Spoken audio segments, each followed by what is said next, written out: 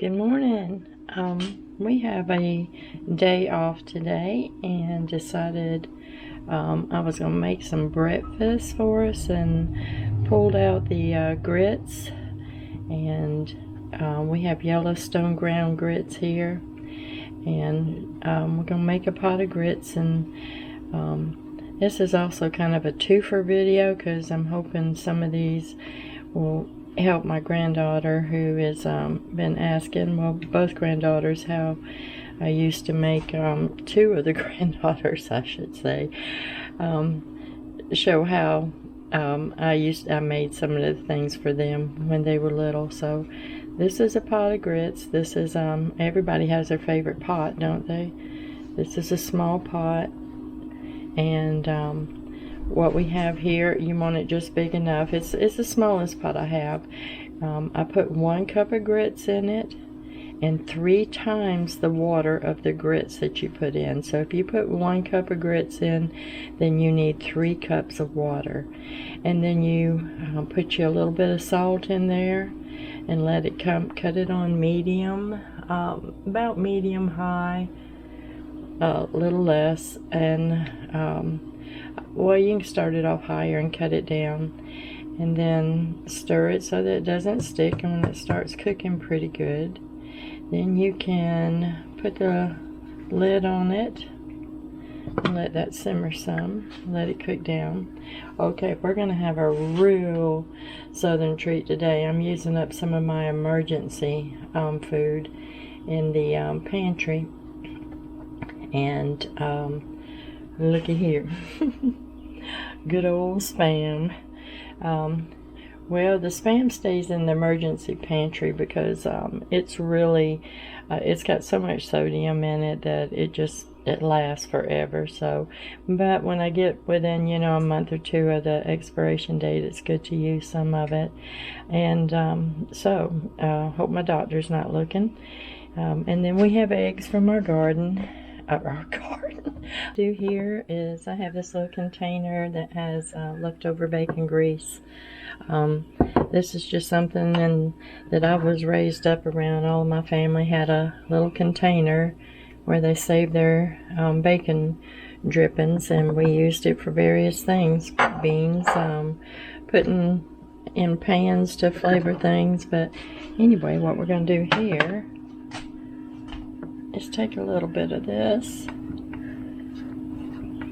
and saturate. It's so black that you can't tell what it is, but it's a flat iron skillet. I'm telling you, we love our iron skillets around here, our cast iron cookware. That big one in the back right there, that was Don's mom's. See, can't see or not. That's a nice deep one. That's good for fried chicken, all kind of goodies. But I have this huge one in the back room. I had to pull out one day and show it to you. But my dad had this one. He used to do cooking for a lot of hunt clubs and such, and he had this really, really big one that he gave me, and got a big giant bean pot. It wouldn't hurt. I got a little cast iron muffin pan up here. It wouldn't hurt my feelings to have some more pieces. There's some really good iron makers, crafters around, and I know there's one in Charleston. I think it's called Smithy's, but I've seen some of their pieces and it looks really nice. But we've got this is conditioned, and it's the flat one, and we're going to do our eggs on it. I brought my eggs to room temperature, hopefully so that they don't stick as much.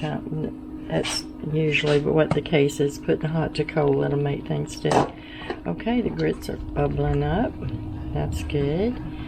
Okay, every now and then when you're after you get this simmering and it's bubbling a little bit, you want to give that bottom a good stir so it doesn't stick and clump on you. So that's looking really good. It was clumping a little bit. Okay, so what I'm going to do here throw that cheese in. Cheesy grits. And throw that butter in. And stir it just for a second. Yeah, there we go. Then we're going to put the lid back on and let that continue. I'm going to cut that down a little lower. Alright, and now we're going to cut this on.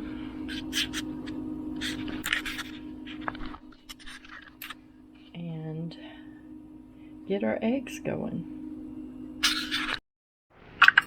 Now, I'm just, especially with iron cookware, you don't want to use, you know, any hard utensils on them. I use wood or spatulas, but cooking it on a low to medium heat.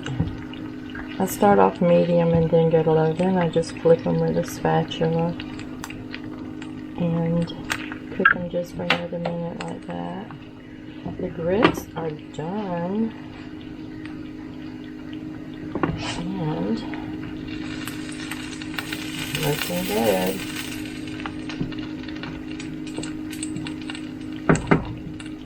Yes, nice and thick. I'll show you. This is the consistency you want, and as it cools down it actually gets a little thicker.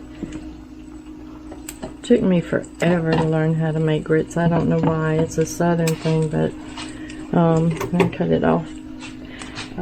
Southern thing, I just couldn't pick it up. For years, Don said that I made a grit and not grits. It was just one big clump. Okay, and we got this one. Put that in our plate. That in our plate. Get two more.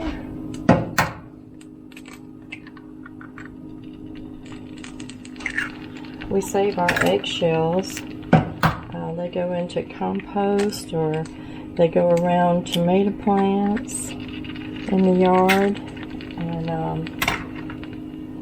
they're a good source of calcium, I think is what I was told, to keep you from having bottom rot on your tomatoes. So first time I tried it was last year, and for sure I didn't have any bottom rot, so that was a good thing.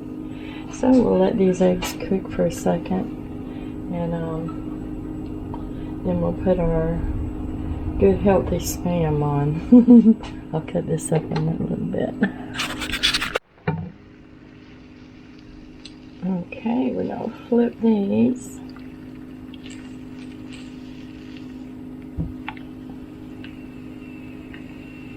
Let that sit for a second. And if you need to add, like I said, I cook it on a lower heat. But if you need to add a little more of the bacon grease, it's readily available. You just put your little dollop in there and let it go. And we like ours kind of medium. I don't care if the yellows get broke. Okay, that should do it. Put one there. One there. Okay. Now, let's get this good, healthy Spam. I'll cut that heat up some.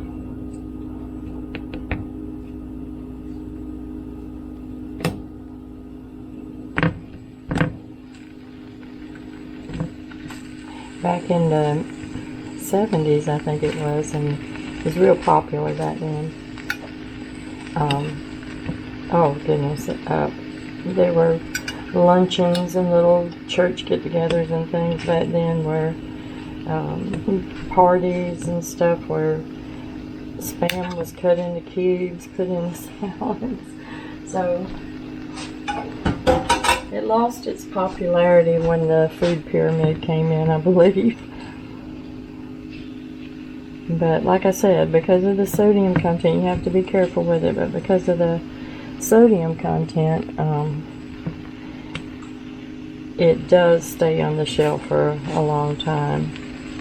Lots of ham products and processed foods do, but you know, like I said, when we try to keep our pantry with items for a year out, and in doing that, we do have processed foods, but we figure if you know what hits the fan, then the last thing we're going to be thinking about at that time is our cholesterol and our sodium content. So that's why we do this. Soups are also a good thing to keep in your canned soups, again, because it's got that high sodium. But there are a lot of healthy things too. I'll show you some of the things we have one day, but dried beans, you know, is very good to keep. Okay, that is cooking up nice. Now, some people, I kind of prefer my spoon to have that little crusty edge on the side of it. While I'm doing that, I will plate up some grits.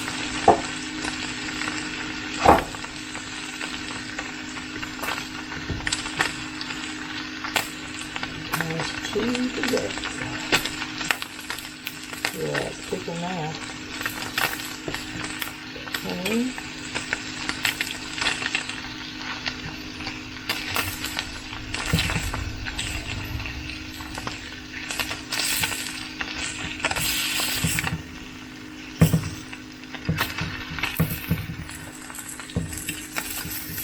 These glass stove tops, they don't have any grip on them, so your pan can spin left and right all the time. But there we go. That's kind of like what I'm looking for right there. Really crusty. Oops. There we go. Okay, so I'm going to cut that off, let the residual heat finish it off.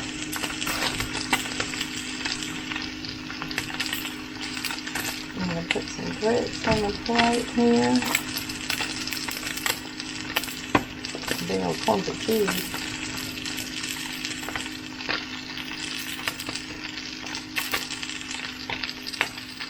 Okay. And then we're going to throw a piece of that crusty spam on it. Yum yum. But if it serves. This cast iron out and the burner was still warm, I would show you guys. The lighting's terrible. Show you guys how to we keep the pan seasoned, and I've been terrible about this, so I'm just getting it started again. But anyway, I took some of that butter on the that bacon grease, and put a thin film on it, and as you can see right now, it's starting to smoke a little bit. That's what you want. You want it to smoke. And that's seasoning it. Then it's going to be too hot right now to mess with, but I seasoned this for a minute. You can cut your air vent on, which is what I'm going to do in a second. Your overhead vent. Let it smoke for just a minute or two, and cut the burner off. And let the residual heat just finish it off. And then when it's done, what I'll do when it's cool, I'll wipe it off. Probably do it again one more time today, and then put it up.